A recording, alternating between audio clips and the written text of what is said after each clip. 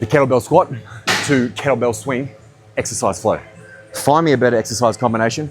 Oh wait, trick question, you want to find one. Do you notice how when you or your clients try to learn to deadlift, the deadlift will sort of look like a squat, and then the squat will sort of look like a deadlift? That's because even in the purest form of hip hinge and purest form of squat pattern, squat and deadlift, you are never exclusively using that one pattern without the assistance of the other.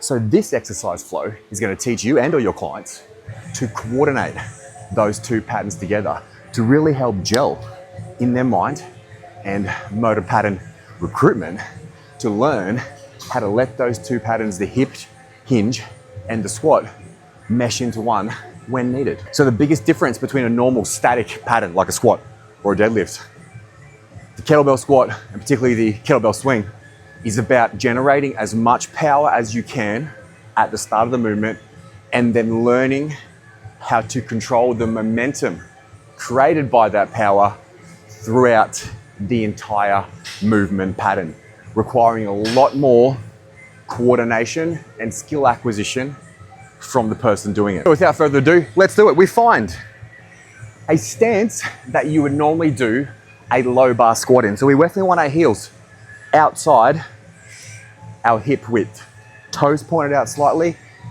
For the kettlebell squat, we are simply keeping our back flat, pushing our knees open, finding that handle. We are not doing this. Kettlebell squat, very, very simple.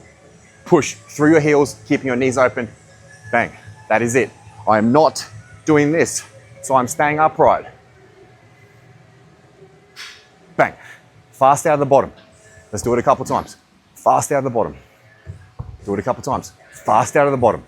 Now the kettlebell swing is where we really want to learn how to generate power. See, the movement looks like this, but I'm not using my shoulders. This is a moderately weighted dumbbell, but there is no way I could stand there and front raise it. No, I'm generating power through my rear chain. So it's very simple.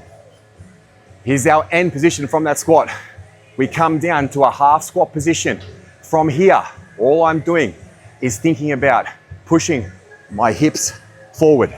From here, hips forward. With that, I then let that carry that kettlebell upwards. Half squat, bang.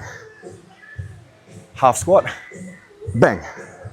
I am pushing my hips through. I'm not using any hyperextension in my lower back. I'm not using any shoulders to keep that bar or kettlebell going upwards. So now, let's combine it together. So, knees open, chest up, nice and flat. There's the squat. Half squat, bang, down. Squat, swing, down. The entire exercise flow, I'm feeling that in my glutes, my quads, my hamstrings. If you are feeling it in your lower back, it means you are not keeping your back upright during the squat and you are not generating power by pushing your hips through the kettlebell swing.